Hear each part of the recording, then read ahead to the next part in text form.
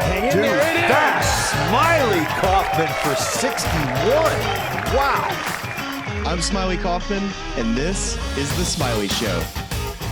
Welcome to The Smylie Show, a bit of a bittersweet Smylie Show because Smylie, this is the Sunday Scaries. We are complete with all four majors in 2025, but you are over there in Northern Ireland, and it's time to cheers. I was a little jealous of you not having the Guinness on the show yesterday, but here we are. You have the proper Guinness glass. I have a little National Golf Leagues of America glass. No big deal. Cheers to you. Cheers to the major season of 2025. Let's take a little sip here. We got a long way till April. Long way to April. All right. Here's part two of trying to split the G. Let's see if we can split it. Let's split that G. It looks like he's learned a little something from yesterday's G split. Oh, I think he's gone too deep. Oh no, he's got it. Oh, it was a little light. That's quite all right. Just short. That's quite all right. Okay. I'll tell you what. I mean, this is not a promo here, but it goes down smoother. Guinness looks more menacing than it actually is. It's actually quite refreshing when you think about it. It is. It should just basically be the H2O over here. Is that good? It might practically be that. So there we go. It's a great cheers. It was a great major season. I mean, anytime you have a player that is drawing comparisons to Tiger Woods winning twice in a major season, capping off the season, Rory McIlroy completing that career Grand Slam, incredible. Also, JJ Spaun, amazing at Oakmont. It was a great one. Just to tee up today's conversation, we have to do so with the help of our friends at Ahead. Ahead is a strategic partner for enterprise clients, helping them navigate the path toward digital transformation. Much like an expert caddy, reading the course ahead and providing the winning combination of technology and execution. You can learn more at ahead.com. We are going to be doing some looking ahead today. We're going to be talking about some Ryder Cup implications. We'll have an episode later this week where we're going to look ahead at the major season to come in 2026 and how this season sets up for what could happen with all these names that are in the mix, some that did not win majors this year that maybe we thought they were, and others who are now on a springboard to win more. But we, of course, have to start with the day that was for Scottie Scheffler. And Smylie, I have a few graphics here for you. This one was shared by golf.com entering the round, and it was the outright win odds heading into the day. And it was dire reading for most of the field. Scottie was at minus 700, and Rory, I was 6 or 7 shots back to start the day. I'm forgetting now, was 20-1 to win this tournament outright. And you know what? You could have bet the house. You could have bet 2 houses on Scottie to win, and you would have been just fine. Of course, goes on to win. Rory had a great quote you sent over after the round, after the third round on Sky Sports. We just asked about what it would be like trying to chase Scottie on Sunday, and where he arrived was Scottie is inevitable, and he was on Sunday. Some stats from the broadcast on NBC. Scottie becomes the 9th player to win the Masters, PGA Championship, and the Open Championship.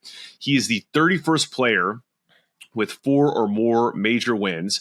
I have some great quotes from Rick Gehman at Rick Rungood on Twitter. So this was heading into the round, looking at the last 15 major championships. So there's now 16. You can add a claret jug next to Scottie's name. Scottie has won a quarter of all the major championships since 2022. He's won the Masters twice, the PGA Championship once, and now the Open Championship. And then another stat from Rick Gehman to sort of contextualize the fewest major starts to 4 wins and where Scottie stacks up on that list. Let's take a look at this one as well. He's in a pretty good spot. He's right there neck and neck with Rory McIlroy. Tiger Woods took 19 starts to do it. Arnold Palmer, Ben Hogan, 21. Jack Nicklaus, 21. But he's ahead of players like Seve, Tom Watson, Gary Player, Sam Snead, a whole host of names there. So we are going to get to some specific Tiger comparisons next. But just starting with a full reaction to maybe the day about Scottie, but this almost felt like a foregone conclusion. Just where Scottie stands in the annals of golf history and your mind after watching what he did this week at Royal Portrush. Yes. Golly, where to even begin, right? It's just been phenomenal to be able to watch this in person. And I just go back to one of the first times that I watched Scottie Scheffler play. It's when I was caddying for one of my buddies, Stuart Jolly, at the U.S. Amateur at the Country Club. And Stuart got in very easily into match play. He was like the 8 seed, and there was a big playoff for who was going to, make the final 64. And they have this they had to go back and finish that morning. Bracket comes out after they finished the qualifier, and we drew Scottie Scheffler in the first round. And ever since that day, I watched him play. I said, God, he is unbelievable at golf, but it's so boring. It's so there's nothing just insane about it besides it just does the same thing over and over and over again. And I think what I continue to see from him, just when we're just talking about his golf game, there's plenty more, historical context that we can get into with Scottie Scheffler, but he is so good between the ears. The amount of times that he has had, just this week, for example, a 10-footer, a 12-footer, a 15-footer that he had to make, he made it. He made it every single time. How many times did you turn on the TV and have Scottie Scheffler have a moment that he was supposed to pull something off? It didn't pull it off. That's what we're talking about when we talk about Scottie Scheffler's just ability to show up exactly when he needs to, when it counts, and be able to pull off the shot every single time. And that's the non-human element of all of this, is that so many other players would have missed that putt on a day where they're not feeling it. But Scottie Scheffler finds a way to do it every single day. Yeah, it's interesting because we talked all week long about his ability to minimize mistakes, do damage control, and the one double he makes today where he unsuccessfully tries to make it out of a fairway bunker. Which when do we ever see him ever make a mistake? Ever? That was and the debatable. thing about that. Well, the thing about that to me is that you were afforded the luxury to make a double when every single other shot and time throughout the week, you've been making the correct and smart decision and playing that sort of percentages game and just knowing, where you can take risks and where you can't, just managing your way around the golf course. And he did that better than anybody else out there this entire week. The only thing I'll say to that is that I'm frustrated with Scottie is that I had the script before the day started. I said that second place was going to be at 13 under and that Scottie Scheffler was going to win by 7 at 20. And if he doesn't do that stupid stuff at the 8th hole, we would be staring, we would have Jackson would already have a clip posted. It's a shame. It's a shame. I thought I had this thing nailed coming into today. I thought he was going to win by 7. I tell you what, I mean, there are a lot of other players we got to talk about because you were a little bit of a fax machine this week. You had Harris. We talked a little about Chris Gotterup. We're going to get to those guys later on. Great quote from Xander after the round today on Scottie. I don't think we thought the golfing world would see someone as dominant as Tiger come through so soon. And here's Scottie sort of taking that throne of dominance. You can't even say he's on a run. He's just been killing it for over 2 years now. He's a tough man to beat. And when you see his name up on the leaderboard, it sucks for us. I have some Tiger stats here. Before I get to that, because I thought this was interesting, sitting on the couch today watching with my wife and son, and they were talking about Tiger Woods stats in the broadcast. And she was just asking about, as someone who's not familiar with, the minutia of golf, Scottie's path. And I think that may be hard for some people to wrap their heads around, where he was an elite amateur. He was an incredible player at Texas, but he wasn't someone who just, at the teenage level, like burst onto the scene. He went to the Corn Ferry Tour first, wins the Corn Ferry Tour Player of the Year in 2019, immediately graduates to the PGA Tour, wins the PGA Tour Rookie of the Year in 2020. So to me, I think the thing for a lot of people with Scottie is, of course, he's not flashy, and of course, he doesn't embrace the limelight like many others have. But there was almost this like stage and sort of healthy growth that wasn't like mediocre, was always elite, but just a little bit more under the radar than, the expectancy you might have for the next version of Tiger Woods. Oh, totally. It's hard not to imagine that we're in the middle, or maybe even not the middle of a run that could be something that we talk about, for a very long time. This could be one of the, the greatest careers in golf that we're getting to witness in person. At least that's what we have to assume at this point when we have data to compare to Tiger Woods. Maybe we'll never touch that Tiger 2000 type of numbers, but there's going to be nobody that's even close to where Tiger and Scottie are at, and when we can measure, at least in the data measuring era. But it's remarkable. He sets the standard. He sets the bar. Guys know when they see him on the leaderboard that they have to be just about perfect, because they know that Scottie is going to answer the call every single day, and his bad days are going to be 70s, and you're going to have to find a way to go out and out execute him. And when we have golf courses that get difficult, firm, that's when he's at more of an advantage. And that's where a week like this, on the weekend, where I felt like, these were scoring conditions, Scottie Scheffler said, hey, guess what? I'm just going to be the best putter in the field this week. So good luck. How about that? I mean, I think that, that was the one thing we talked about. I think that, let's say when we were trying to build the scenario in which Scottie Scheffler doesn't win this tournament, it was tee accuracy, which he actually, statistically, in a very technical sense, he struggled with tee accuracy this week. But I think that was a hard one to define at this course, because there was like a missed fairway that was in an area that you could still play out of, and there was a missed fairway where you were absolutely dead. And it felt like the first days where he was kind of off, and I thought he got better every day. But even some of those misses where you look at the stats and you say, oh, this was the fairway or the tee accuracy stat doesn't align. It's like he actually didn't leave himself in terrible spots, but he was number one in strokes gained approach, and he was number one in strokes gained putting. And the putting was the other thing we've talked about, just looking at, in seasons past, him struggling coming overseas. And this week it was not an issue at all. It was phenomenal there.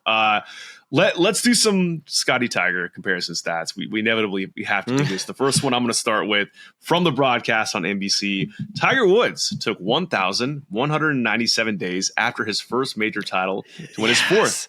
Can you guess how many days Scottie took?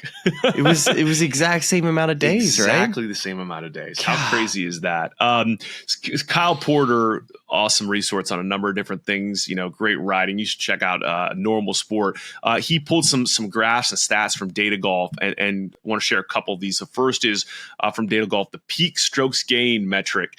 And Scottie, this is prior to Sunday today, so this should go up even a little higher. But to your point that you made a second ago, there's Tiger, the top of this list. It's September 2000, that historic season, and Scottie's the next on that list, above even Vijay Singh, a season which we raved about on a number of occasions. What he did in the middle of Tiger's prime. So that adds a context to what Scottie's done this year. And the other one that I thought was really interesting is the major overperformers graph, where, and the way Kyle frames it is, in non-majors. So, okay, this is, let me get this stat right. One underrated aspect of Scottie is how much better he becomes at majors. Here are his strokes gained numbers since January 1st, 2022. In the non-majors and players, he's strokes gains 2.75. In the majors and the players, 3.11. So the way Kyle frames it is he's Rory in non-majors, and he becomes Tiger at majors. I just, I know the Tiger comparisons are tough. The other one that we have from Justin Ray, this is Scottie's 10th consecutive win when holding the outright 54-hole lead on tour. And then you contextualize that against Tiger. Tiger has the longest streak, 37 consecutive times. I know it's still hard. He has a whole career ahead of him to build up this profile to stack up next to Tiger. But there are enough of these stats where, we're not doing full career, we're doing short periods of time, and the numbers really line up. Oh, totally. And it's wild that we can compare legitimately somebody to Tiger Woods. I just didn't ever think it was going to happen. I think golf fans, I would say networks, all PGA Tour, everybody's looking for who can replace Tiger Woods, because there will never be another one. And here we are watching somebody that is bringing it every single day and has numbers to prove it. And he's every time he gets a 54-hole lead, it's night goodbye. And that's just exactly how it feels. And I was talking to Paul McGinley today about a couple different things as we were driving over the golf course, and we're kind of talking about what makes Scottie Scheffler so good. And the point I made to him was I just thought that Scottie Scheffler has better club face awareness than any other player in the world. And he went on to say that his coach back in the day, who's no longer living, that was something that they always talked about, was trying to get that club face awareness to where if I do a little bit of this or a little bit of that at the bottom, I can feel the face. And Scottie Scheffler, starting every single day, checking his grip, runs this process that is so detailed. He's not somebody that's chasing speed. He's not chasing a certain type of golf swing, a modern type of swing. He's got a coach in Randy Smith who's not going to screw him up. And he plays with creativity and feel because he knows where the face is, because he can manipulate it at the bottom in a golf swing that's fairly repeatable. He's a strong ox of a body. I think the only comparison of how great Scottie can be when his career is done is wondering, gosh, I wish this run would have started a little earlier, right? Like if he would have been in his early 20s when he got started on the PGA Tour versus going through 4 years at Texas and going through the Korn Ferry Tour. It started his clock a little later, and we know what Father Time will do in this game, but it's hard to see that Scottie Scheffler is on the back end of anything. Like we're still riding this roller coaster up. And one of the things too for the Open Championship that Paulie and I talked about, this was great information and something that I don't even think he got on the broadcast, but that Paul was talking to Phil Kenyon, of course, somebody I believe Phil's an Ireland guy, right? Phil's an Ireland guy, isn't he? Yes, he's. Yeah, I'll check that. While Phil Kenyon, putting coach for Scottie Scheffler, Justin Rose, Matt Fitzpatrick. English. It's English. Former English professional squash player, born in Blackpool. There you go. Shout out Blackpool. There you go. Scottie. Or no, wait. Do I have this? Do I have that right? Is this a different Phil Kenyon? I don't know. let me correct this lie. But okay, well, I'll say this: that there is a Phil Kenyon out there that's a squash player. Phil Kenyon. Well, let's keep it moving. We're in the general. He's from the Isles, the British Isles over there at large. He had talked to Phil and about Scottie at the Scottish Open heading into the week and where his putting was, kind of sitting heading into the Open Championship. And the feeling between Phil and Scottie was that he putted well at the Scottish Open. And typically he has not putted well on really slow greens. Yes. These greens were Velcro. I'm telling you, times that I thought golf balls were flying off the green on 40-foot putts. I'm like, oh my gosh, this needs to sit. And then it would just hit just Velcro at the end of the putt, molasses. Scottie felt that was such a huge difference to be able to have the saw, the feeling that he feels like he can almost push it a little bit more with that right hand, and that how much that is giving him some confidence on the greens to feel like he doesn't have to hit putts so hard. It was funny. He was laughing. He talking about the Ryder Cup. He's like, that's, these Americans, we come over here in the Ryder Cup, we narrow the fairways and we slow the greens down and it just pisses them off. And he's right. We like wide fairways, fast greens. It's because what we grew up on. But I thought that was all really great intel, and it just sums up, somebody like Paulie, who's an incredible player with great analysis and what really that difference was this week. And the putter was the difference. We knew the ball striking was going to be there, but we did not know were we going to see an above average putting performance. And I don't think anybody was expecting this, a performance where he is the best putter in the field. Like that is like, goodbye, see you later. Yeah. Auf Wiedersehen. It's exactly what we've talked about on a number of occasions with Scottie, where given everything else that he has in his game, if he putts well below average, he's probably top 10, top 5. If he putts around average, he's either going to win by a shot or end up in a playoff. if he's the best putter in the field, you can just forget about it. And that is what we saw at Portrush this week. I mean, there were just no one even really scared to lead at all. I think the point you make about the body clock and the club face awareness is a really interesting one, because obviously injury is the one thing that is tough to control. You know, you don't know how it. And it's a big guy, though. He's a big guy, and he's strong, and he works out, and that's a start, right? We haven't had really any huge issues with him, other than I think the player's neck thing was the biggest one we saw, and he goes on to win that tournament. I do think the way he plays the game.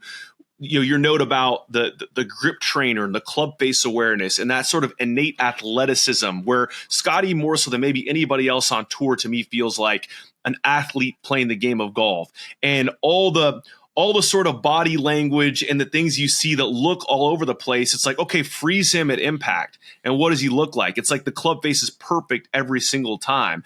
And so I guess the hope that you have, if you love the game of golf and you love greatness, is that he doesn't have any major issues that impact timing and musculature and all the things he can do, because he's so skilled. You know, he's so disciplined, you know, with the grip and the training, but also he's so athletic that could be the thing that slows him down long term, especially when you factor in the body clock and the way the body ages.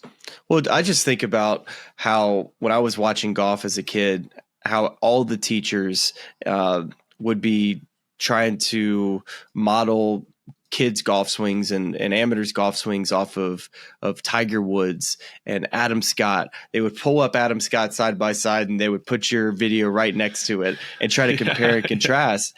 And I don't know if that is the case with Scottie Scheffler, because he does it so differently. Because think about his golf swing. I mean, his pelvis is moving towards the target. He's right eye dominant, so it's very different for a lot of people. His head is back, his pelvis is forward, and he's got so much great rotation through the ball. But I don't think many other people could do it, because the way he contorts the ground, the way he pushes forward with his left foot to not snap back out of it and have that right foot slide. I mean, what he does with the ground is phenomenal. It's the closest thing we've seen to what Greg Norman used to do with the ground. It's the best comparison. If you just took from waist high down and just watch Greg Norman and Scottie Scheffler, it's very similar how they push the ground. You know, he's pushing that left foot forward, trying to get all that weight into the ball of his feet.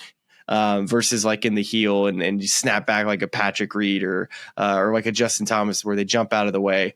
He's doing it the most consistent way to be able to put the bat on the ball every single time.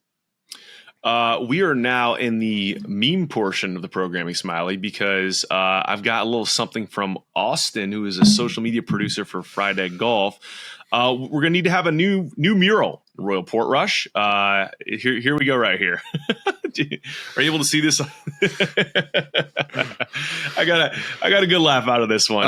It's for those listening on podcast. It's Scottie looking very forlorn, holding the clear jug with the caption, "This is not a fulfilling life." We started the week, of course, with this conversation, gave our thoughts on this. I think we both agreed, that I really love what Scottie said, and I think a lot of people missed the point as to what he was saying. There were comments that Jordan Spieth made after the fourth round today that were on this topic. And I just want to play these for you and just get your reactions. So let me cue this up right now. He doesn't care to be a superstar. He's not transcending the game like Tiger did. He's not bringing it to non-golf audience necessarily. He doesn't want to go do, the stuff that, a lot of us go do corporately, anything like that. He just wants to get away from the game and separate the two, because I know that he, at one time felt it was too much, that he was taking it with him. And, whenever he made that switch, I don't know when it was, but, he has hobbies, he's always with his family. They're always doing stuff. So I think it's more so the difference in personality from any other superstar that you've seen in the modern era and maybe any sport. I don't think anybody's like him. So, Smylie, a couple things for you there. The first is first of all, thanks to our friends at golf.com for taking that video and captioning for us so we could use it here on the show. Second, Jordan specifically saying there that the sort of shift. And Jordan's obviously a guy that knows him well. Both played at Texas, have a good relationship from live in the Dallas area. The shift he makes from taking the game of golf home from him too often, and when that happened, I think that connects to what Scottie's talking about earlier in the week, where people are looking at that and seeing it as being anti-competitive or not being able to enjoy successes. When I think part of that is the formula that Scottie's giving you, saying, by shifting my mindset whenever that happened, it allowed me to play better golf and reach the heights that I have in this game, and also compartmentalize that and come home and lead this fulfilling life as a husband and father. How did those comments by Jordan strike you? Well, I just think that he has his priorities in order. There's a pyramid for Scottie Scheffler of what's the most important things to him in his life: his faith, his family, and golf would probably it's somewhere around in that order of what's important to Scottie Scheffler. And I think taking golf home with you has always been difficult for any professional golfer because you're constantly thinking about ways to improve, how you can reach higher heights. And I was always very much a forward thinker. When I got in contention or when I was close to a cut line, I always, envisioned myself I just want to get to there. And I think once Scottie, it's very rare to find a human being like Scottie Scheffler that can literally go from one shot to the next and not get his sights do get set on and when he puts his head down on the pillow at night, he thinks about winning an Open Championship and what that means for him and the fame that comes with it. I legitimately think he's programmed to not care quite as much. I think what he cares about when he gets done on the 18th green is the hard work that he puts into it and just the drive and the competitive aspect that he's always had when he's played the game of golf, and the team of Ted Scott and him and just the journey that it takes to get there and having his family along for the ride. I think those moments are what he cares about, not necessarily Scottie Scheffler being printed on Sports Illustrated for Man of the Year, Athlete of the Year. Like those aren't things that he typically would care about. And I envy him for it. It's such a great quality to have. Well, and I think if you look at, again, all of this, if you consider all of the decisions that Scottie and his team are making as this formula for, defining success. Probably just like Scottie and his family more so than his he probably tells them, hey, this is what we're doing. Well, 100%. And I think it's a conscious decision he makes, right? And I think that a lot of people, I'm not accusing any specific player of being this way, but you're looking at like the totality of how can I maximize my earning potential while I'm in the prime of my life as an athlete? How much money can I make effectively? And so if you're leaving commercial opportunities on the table, if you're leaving commercial opportunities on the table, you're thinking, oh man, I could have made that much more money. Well, if by taking that distraction away, it allows you to play that much better, then you make that much more millions of dollars in the fashion that Scottie has over these past few years. So I think it's interesting in that sense. And also, I mean, it really is golf, to just expand further on the conversation we had at the beginning of the week, is that more so than any other sport, golf is a frustrating individual game where, just being competitive and results focused can really take you on a roller coaster. I mean, shoot, and this is me at my very amateur level, but like there are days where you go out, you hit it fantastic, you can't buy a putt, you're missing close, and you don't shoot a score. And there's days where you could just, hit it all over the yard and get up and down and hoop from everywhere and shoot a good score. And if you're going to define yourself on what's the score I shot or what's, did I win a trophy, that's not going to be a fun time in the game of golf. So that's why I like what Scottie's talking about in terms of process. And then just the whole family thing, like the most animated I think we saw Scottie from the moment that last putt dropped until the coverage window ended was when he's watching Bennett try to climb up the side of the 18th green to join him up there and hold the claret jug. I love it. I love it so much. I think by the way, asking Bennett, who I think just recently learned to walk at the PGA Championship, to try to climb up a false front, like we got to set Bennett a little bit better up there. We just got to set him up for failure. All right, so the one thing I want to talk to you about, which maybe be lost in context a little bit of course, we just watched him kind of dominate this event, but let's put these major championship wins in the same bucket and look at. Sure. Wait, we kind of just remember it's like, all right, at some point in all of these majors, there was like a point where it was kind of close. Maybe this Open Championship would be the exception. But he's won 4 majors by a combined 16 shots. And all of them have been walking up the 18. Like it's been storytelling from, the middle of the back nine on for the most part in all of his wins, where he's going to win major championships coming down the stretch where it's close. But the fact that he's won his first 4 majors in dominating fashion just makes you think there's so many more to come. Yeah, I mean, I'm going back and looking now because I'm trying to remember. He won the PGA by 5. He won. We were at the PGA and we just watched the Open. Those are both runaway wins. And then I'm going back and looking at the scoreboards from the 22 and 24 Masters. Just think if he didn't 7-putt the 18th hole of the Masters. It's like his first major win. He 4 jacks 18, and they make a big joke. He still wins by 3 shots. And then 24, I was just jogging my memory, and it's like, oh yeah, that's the one where the closest players within a whiff were Ludwig and Colin, both those guys dumping in the water on 11, and it's like, okay, I guess this thing's over. We'll just see if Scottie can keep it on the rails down the stretch. That is Tiger-esque. Like when we're talking about comparisons, just the fact that, and you hear Xander reflecting that in his comments today, that's the thing that he has that you can say what you want to say about, different eras, different players, the fear he struck, Tiger struck in his competitor's heart. When Scottie's in the lead, everybody else is looking at it and saying, oh no, not again. Like this impacts the way they think about and play the game. Especially at a major championship. These only come around 4 times a year.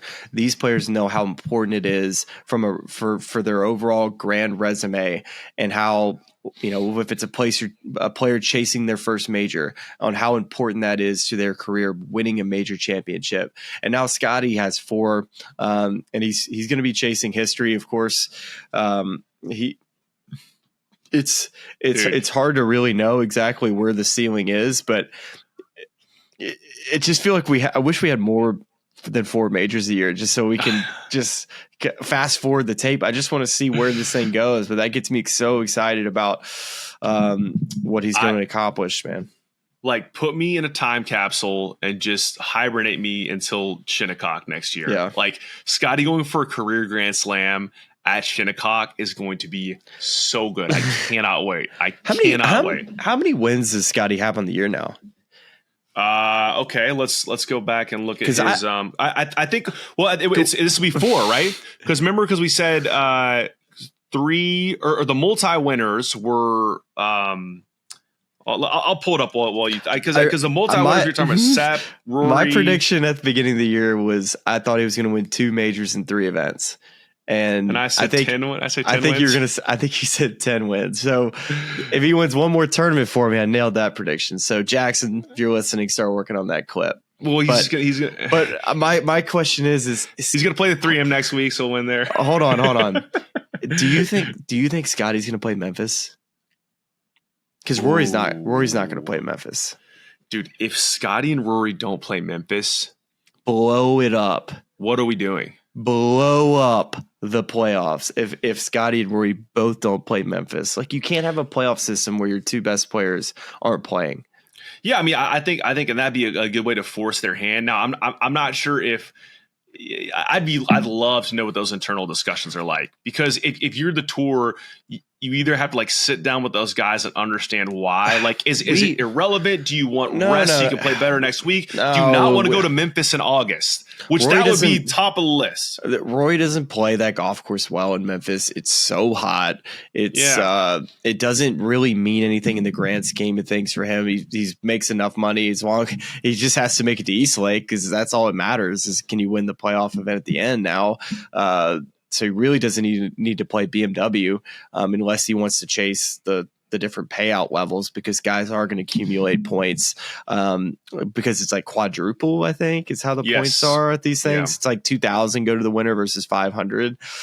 So there's a chance that he would drop and lose some money with that. But it's that's a whole maybe we dive into that next week or the week after because we're gonna have some time to talk about the playoffs coming up. But that's my only question coming up is the only reason to do it now is just how many money. Points, do you want to make more money?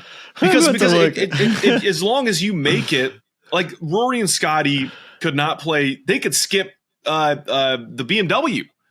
And they get to the Tour Championship, and if there are no starting strokes, like why would you? Yeah, you know what I mean. Like well, to show it's the payout deal because it's you're not getting that whole $20 million at the Tour Championship. You're getting paid out after each step of the process. They're waiting it, but I guess I'm saying that Hold on, I got something for you. Are you ready for it? All right, okay. So Scottie Scheffler has 4,800 FedEx Cup points. Rory McIlroy has 3,400, so he's kind of around. He were to play, he would need to win the 3M, the Wyndham, and is there another event before? Or is it just those two? 3M, Wyndham, and then Memphis. Well, he could play both of those and still be 400 short of Scottie. But if he wanted to play just to get within 400, he could do that. But let me just give you at third place, my man Sepp Straka. He's just only 2,300 points behind. So even if he does win at Memphis, he's still going to be behind Scottie Scheffler in the points by 300. So why? I mean, I want Scottie Scheffler to show up in Memphis, but does he need to? If Rory's not showing up and the third place guy, even if he wins, isn't going to pass him, it's a system that why would he show up? Sepp Straka, by the way, who's won twice on tour this year, one of those at a signature event, which comes at an elevated rate. I mean, it's amazing what those two have done this year. And I mean, it's the player of the year race pretty clearly has to go to Scottie right now, but it's insane to think that Rory won the Players and the Masters to complete a career Grand Slam and the AT&T out at an iconic venue, Pebble elevated event, and he's nowhere close. He's nowhere close. I'm sure in Rory's trophy cabinet that he has at his house, I'm sure where player of the year spot is in the cabinet, he was already doing the dusting of the spot of where this one was going to go after Augusta this year. And the players, he's had this insane start to the year. We won 3 times.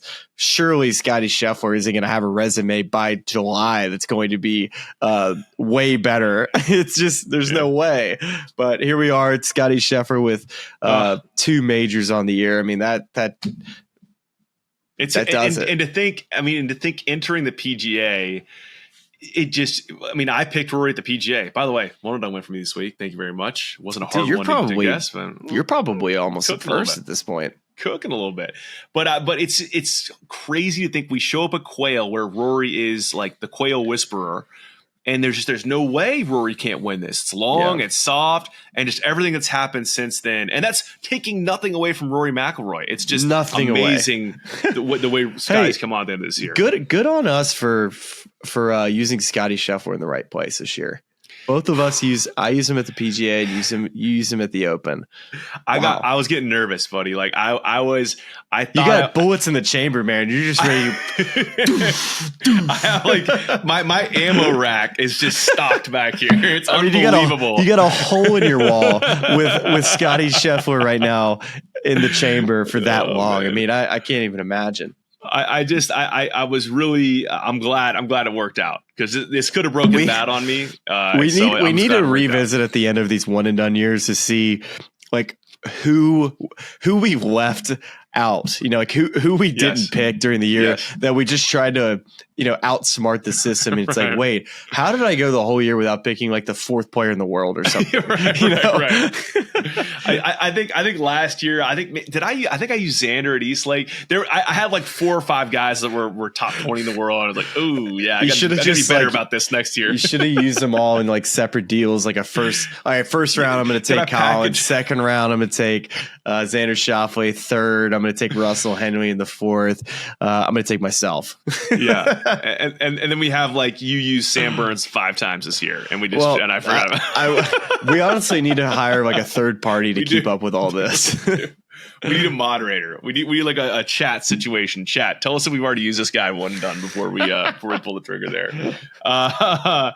Well, a tremendous win for Scottie. We have to get to the rest of the field because there are, let's see you finish second. Yeah, so let's separate. Let's just let Scottie off the leaderboard. Look at everyone else because someone said this on Twitter today. I wish I knew who I could attribute it to. But if you took Scottie off the leaderboard, boy, would this have been a thrilling finish at Portrush. I mean, the rest of the leaderboard was stacked and was going back and forth.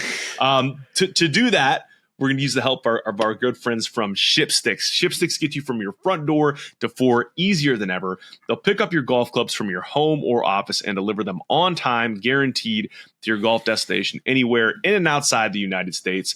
No more airport headaches, no more lugging heavy bags, just easy, stress-free travel for golfers like you. The supporting benefits include white glove service, complimentary insurance, real-time tracking, door-to-door service, international shipping, and it's for any occasion. Shipsticks is perfect for buddies trips, business trips, even family vacations where managing kids, strollers, and extra luggage can ruin your vacation before it's even begun. You can enjoy 20% off your next shipment by using the promo code SMILEY, that's SMYLIE, and we'll put that link in the description on the podcast and the YouTube.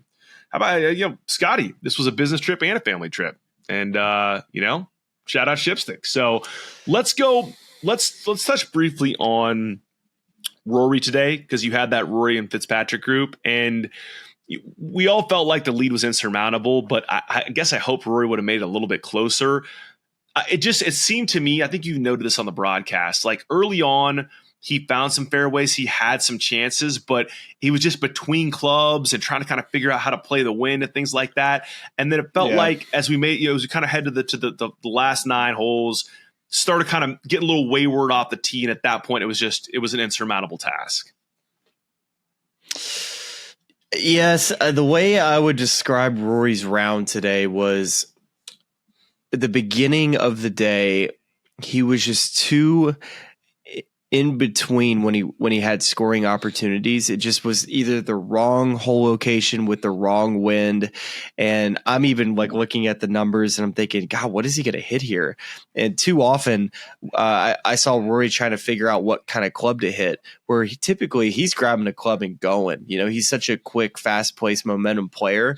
And early in the day, I just felt like there was indecision on, not that the wind wasn't really a factor at all today. It blew like 5 miles an hour, but it was just annoying enough with some of the hole locations early that it was giving Rory some just indecision about what clubs to hit.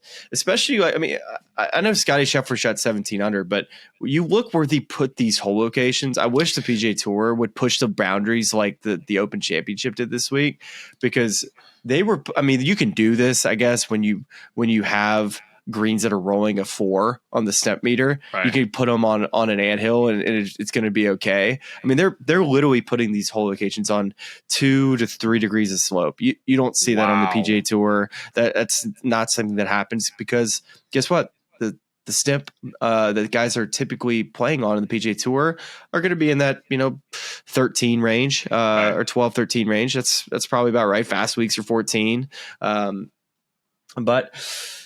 He, in those first 4 holes, you want to get the crowd behind you early just to try to, get that energy in Portrush, the whole Northern Ireland community around you. And the first hole, he stripes his 7-iron, and then it goes like 40 feet long.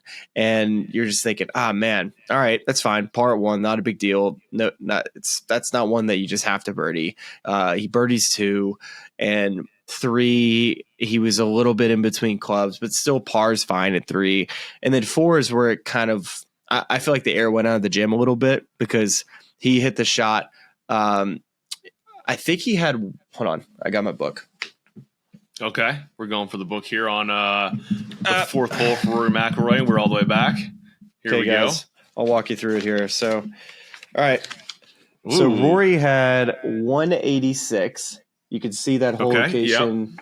Yep. Look at all those arrows. This thing is on. It's 3 degrees of slope where this hole is cut. Like, you never see a hole location cut on arrows. That's how much slope was at the fourth green. And I didn't think they would put a hole here. I thought they'd put it more in the middle of the green.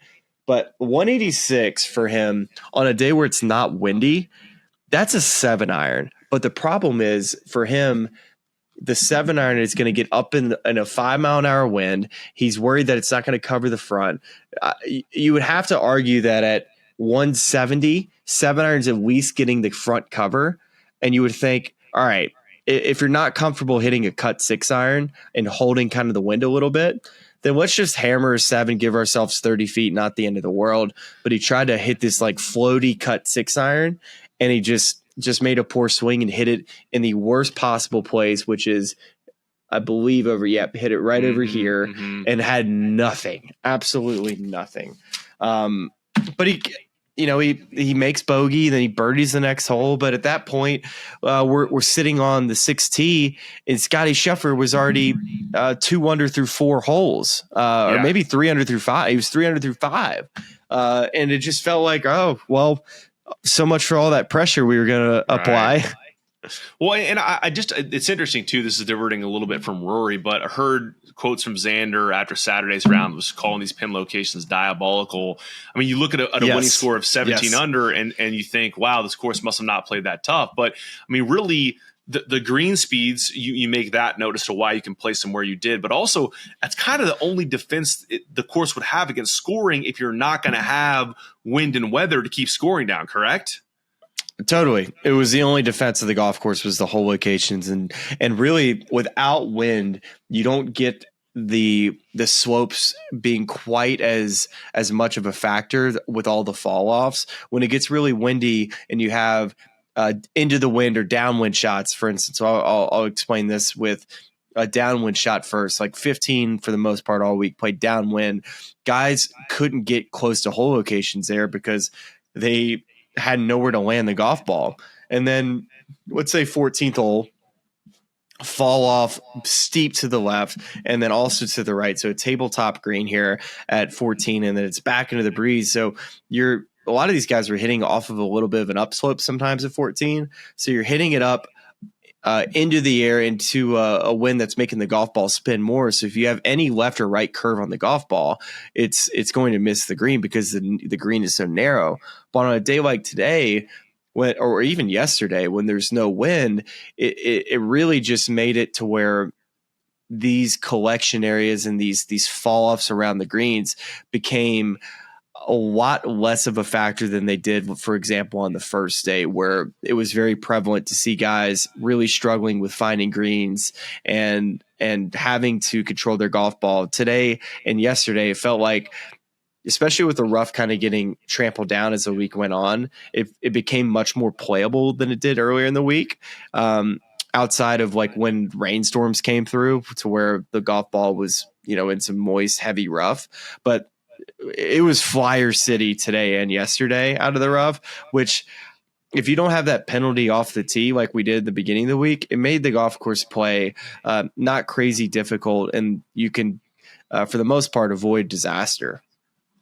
I'll tell you one guy who had a delightful fortnight overseas. We have yet to see this guy play more links golf. Yo Gotti, a.k.a. the Links Whisperer, Chris Gotterup. Great tweet from Friday Golf. Prior to the Scottish Open, Chris Gotterup's career earnings, $2.768 million. Chris Gotterup's earnings these last 2 weeks, $2.7 million. So, I mean, effectively doubles his career earnings in 2 weeks. Pay me that money. Pay me the money. Is that what his tweet was? That was last week at the Scottish, but I saw it retweeted a number of times once again. By the way, that's an all-timer video clip. Quick little clip I have for you from our Saturday journal. I want to tee up a conversation around that. So let's watch and listen to this. He's 41st. Could be a Bethpage specialist. Currently 41st in those Ryder Cup standings, but this would move him up. A top 5 moves him up significantly. He needs a runner-up tomorrow. Missed it by 1 shot. I guess technically 2 if you wanted to get solo second, but he finishes solo third behind Harris English, who Harris was 13 under, Chris 12 under. I did some backup napkin math because these Ryder Cup standings always take a while to update. I think I have this right. I think he should leave this week with about 4,183 points, but not doing math for anybody else on that list who also moved up. That would only put him at like 20th-ish. So wait, not what was he enough. going into the week? He was 41st. Oh, So he was a ways off. I think I wonder what happens in this next month. Like if he just keeps playing great golf as we head into the FedEx Cup and just starts, charging up that list. Because I believe I got to pull these. I could promise you that he's probably not been on the list at all for any of the captains that have been evaluating their team for this Ryder Cup season. But every year you're going to have a guy that makes a summer run that you're going to have to add to the mix. And he fits the profile of what type of golfer you're looking for at Bethpage. Yeah, bomber, a guy that tough, really gritty. Yeah, I was watching this week. I was like, we talked a lot about the Jake Knapp story. Like that guy looks way more like a bouncer than Jake Knapp ever did. I mean, this guy's got the profile, man, the Jersey ruggedness. I love it. I mean, I do wonder though, just looking at so this again is the list heading into the week. This is going to change a great deal. Scottie's on the team, obviously. Xander's going to be on the team. JJ Spawn at third, looking like a lock. Russell Henley fourth, Bryson fifth. And by the way, we'll talk about Bryson later, but Keegan quotes this week following Bryson's incredible surge that effectively said Bryson's going to be on the team. So you can consider him a lock even if he moves outside those top six. Justin Thomas at sixth. And then it gets a little interesting from there. I'm not suggesting Colin Morikawa is going to get left off the team, but another tough week for Colin. Probably got to go, take some time off, go back to the drawing board there, figure out who's going to be on your bag going forward, if it's Billy Foster or someone else. And so I just wonder if there's room for Goddard to sneak in here, and if you like him bumping somebody. Yeah, I think he could totally make this team. I really do. I think Keegan's looking for guys that are good course fits for Bethpage. I think he's looking for guys that are not going to be scared of the moment. Strokes gained dog, if you will. Chris Goddard, remember, he just played an Open Championship and it played extremely well, and he has not played major ever played in his career. It's insane. So, and then you throw in the U.S. Open where he had a nice week as well. So he's had a really nice summer in the major season. He finished 23rd at the U.S. Open, and he was finished between 12th and 25th 10 times this year, or 11 times. It's not like he just hasn't accumulated enough points because he just hasn't had those peak weeks. But now he just had two in a row where he wins the Scottish Open. Where, by the way, he's looking Rory McIlroy dead in the eye with it's basically an away game. Nobody's cheering for Chris Goddard at Scottish Open. Everybody at that field wants to see either Rory McIlroy, Tommy Fleetwood, or Robert McIntyre win. And Chris Goddard says, "No, I'm good. I'm going to win this golf tournament. See you guys later." I just think that he is the type of player that Keegan is looking for. Am I saying that he should be on the team right now if they were picking tomorrow? I would probably say no. But guess what? He's got time to figure this out. He can continue to go on and play good golf and make it to where Keegan has to, consider him and get him on this team. So I think making it to Eastlake would probably be the biggest goal for Goddard right now. That would be the biggest goal for him. Let's see where he stands on the FedEx Cup, because if he makes it to Eastlake and has an opportunity to win that golf tournament, that's just another way. Not that, I guess picks are made after the Tour Championship, but interested to see where he's at on that list. If these projections are correct, it looks like 23rd. Yeah, move 16 spots up from 39th to 23rd. So still have to play good to make the Tour champ. Yeah. Without a doubt. Let's move to Bryson. A couple stats here. This one's from Justin Ray Golf on X. Closing 64 for Bryson DeChambeau.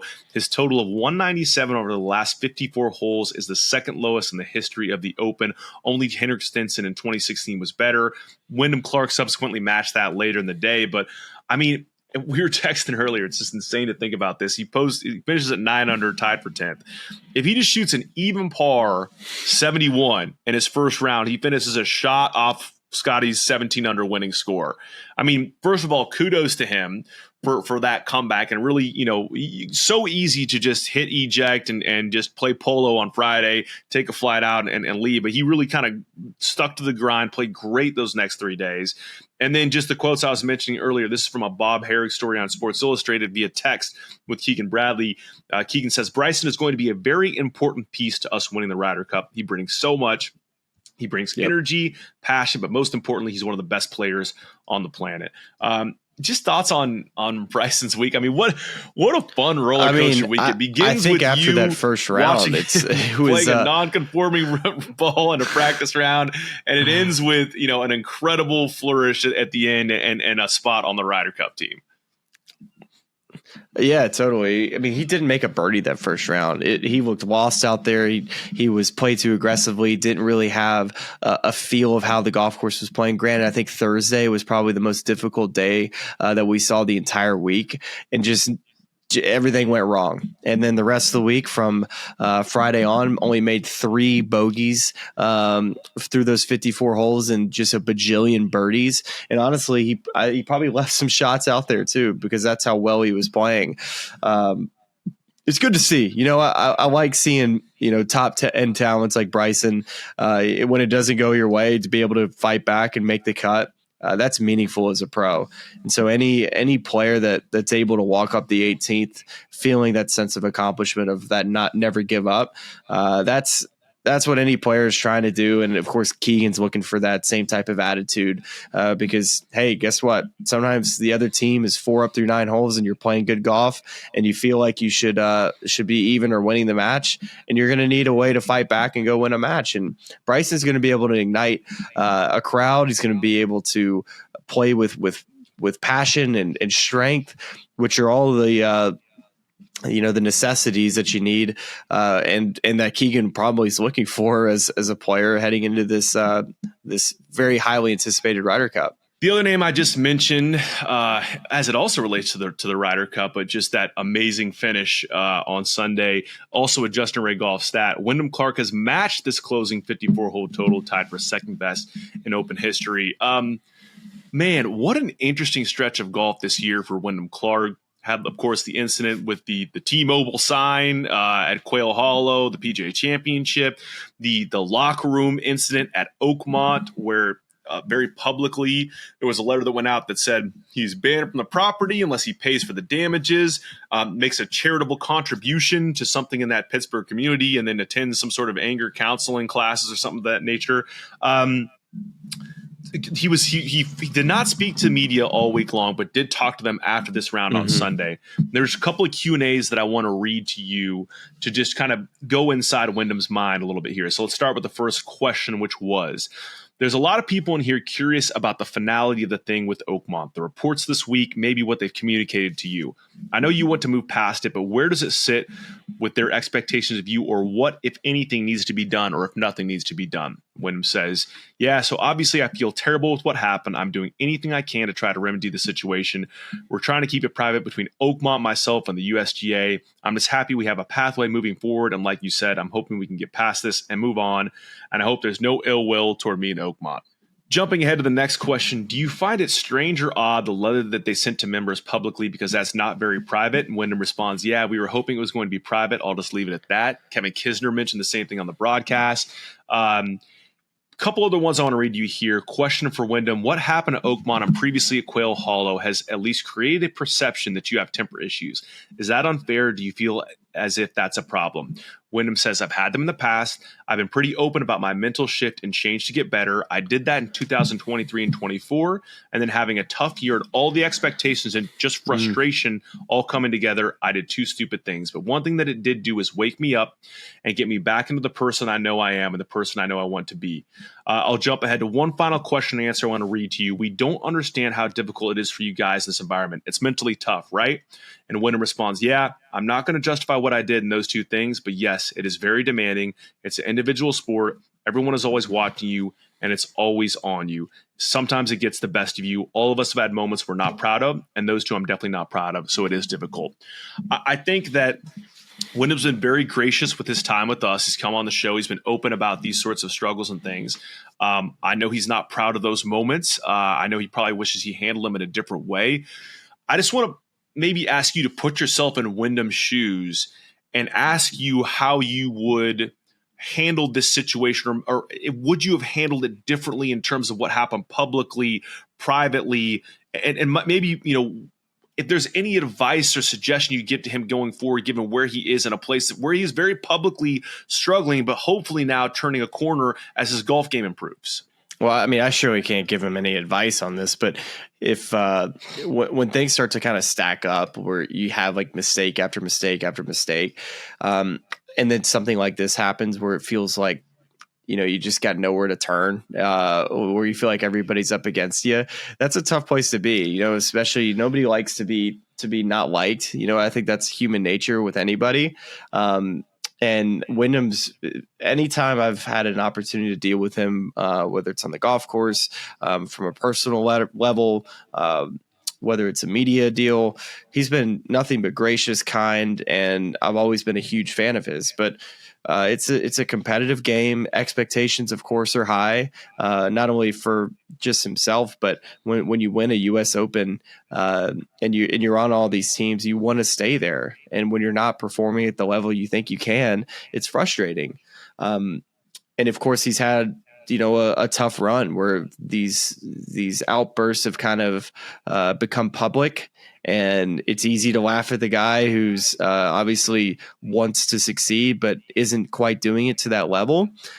And that's kind of the day and age we live in right now, where it's easy to kind of pick on the guy who's struggling because nobody knows what it feels like, but only a few amount of people. And Wyndham is one of the most incredible golfers in the world. And that's the thing, is that like he is that good, but that's the problem with just general society, is that it's easy to kind of to pick on the guy. And I'm happy, really happy to see that he had a good week here at the Open Championship, because I know it can't be easy to be going through what he's going through.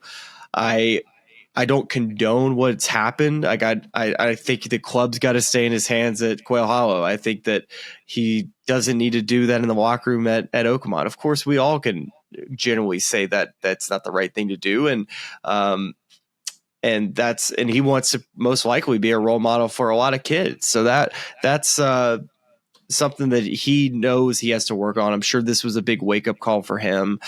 Surely things could have been handled a little bit differently, sure, to where this didn't get public, but I was happy to see that he had a good week, and that, that good golf is in front of him, and that hopefully he can take from what Scottie said this week, and that he can kind of get his priorities in a place to where, hey, golf is not going to define me. Like this whole golf thing is great, and I've reached these high levels of peaks, and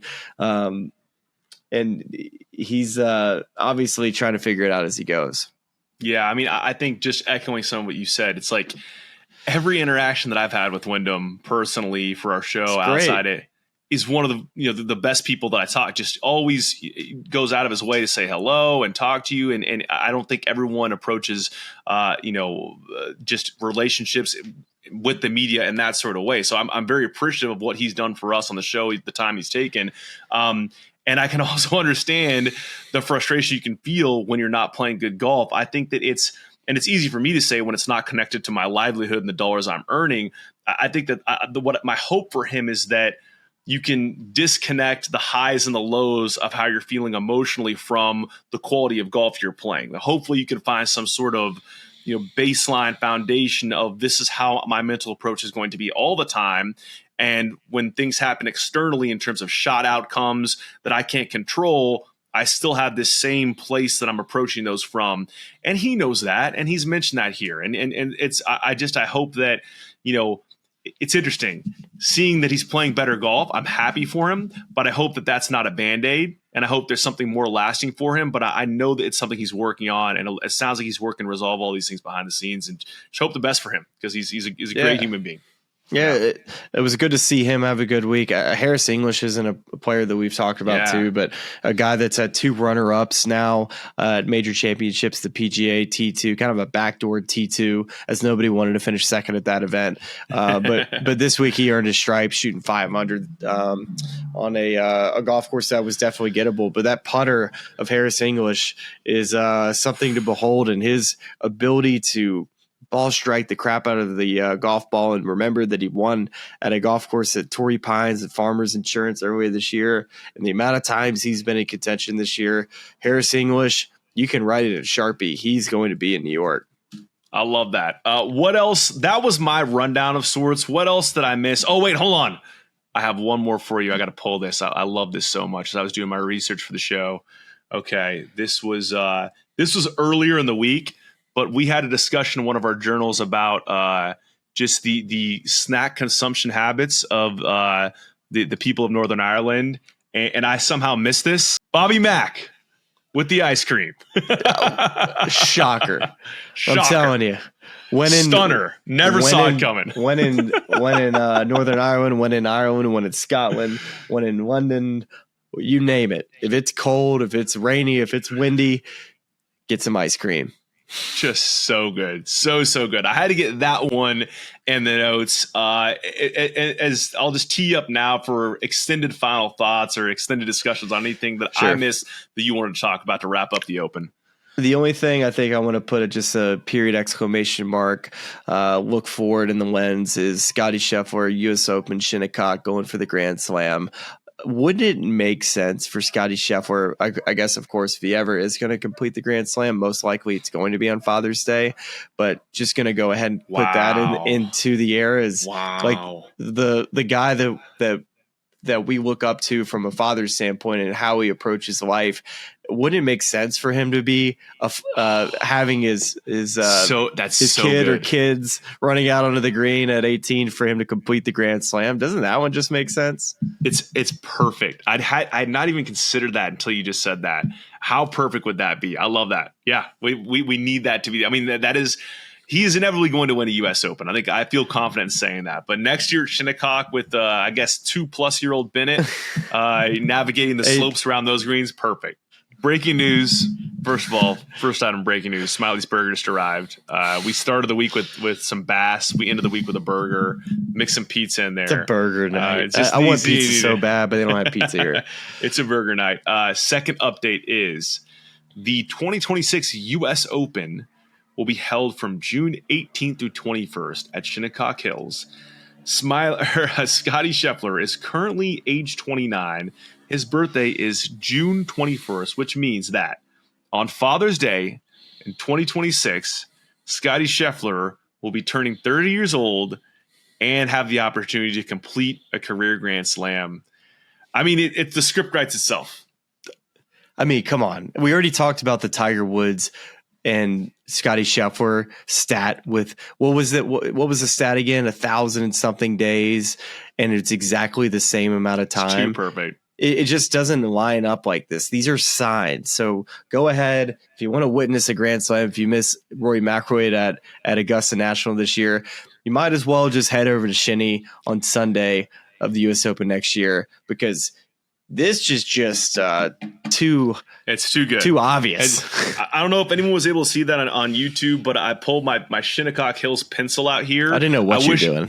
I wish it was a Sharpie, because if it was, I'd be writing down 2026 U.S. Open champion Scottie Scheffler. It's perfect. It's absolutely perfect. That's all I got. That's all I had. About to say the same. You all have been great to hang out with us the entire week and chat about this Open Championship at Royal Portrush. And our next episode this week, we're going to maybe play it forward a little bit and look at what the next year has to hold, including that Shinnecock U.S. Open. So thank you for watching and listening. We'll be right back here to talk more golf with you very, very soon. See ya. I listen to this podcast. It's really cool. And all of our local fans and subscribers, but make sure you like and subscribe. It's cool to see what you guys are doing. I know golf fans appreciate it, but we do too. So please keep it up. For all the good people of YouTube, like and subscribe. You guys have some good takes, so I'm happy to come on and shoot the